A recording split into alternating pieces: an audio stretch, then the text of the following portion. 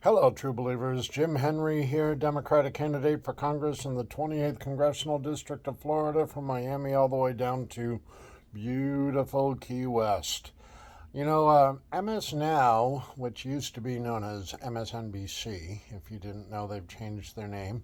They were just playing a video of then candidate Trump trying to act like he was going to be all tough on the border and tough on human trafficking and things like that. And he promised ahead of the 2024 election that if he was returned to power, he would be seeking the death penalty against people who were guilty of trafficking. Now, I'm just thinking to myself, isn't that what Jeffrey Epstein did? Well, he's dead. But wasn't Ghislaine Maxwell his co-conspirator? And you could say that she was the one, she was like the spider that was luring girls into Jeffrey Epstein's web. And they were definitely trafficked. So if we were to take Trump seriously, he should right now be advocating for Ghislaine Maxwell to get the death penalty.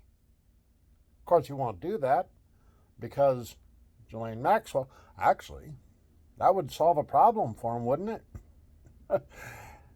I think Ghislaine Maxwell is in the minimum security facility in Texas because she's got something, she knows something that Trump doesn't want to come out. But what a way to silence her. If he just said, hey, she's a trafficker, she should get the death penalty, then solves that problem, right? By the way, just for the record, I'm opposed to the death penalty. I don't think it's actually a deterrent, and I consider it state-sponsored murder. And we know that far too often the death penalty is given out to people of color disproportionately. And the Founding Fathers created a legal system that was supposed to let 100 guilty men go free before one man would be innocently convicted. And in a system that is as flawed as that, there should never be such a final sentence as the death penalty, but that's another story. Just something to think about.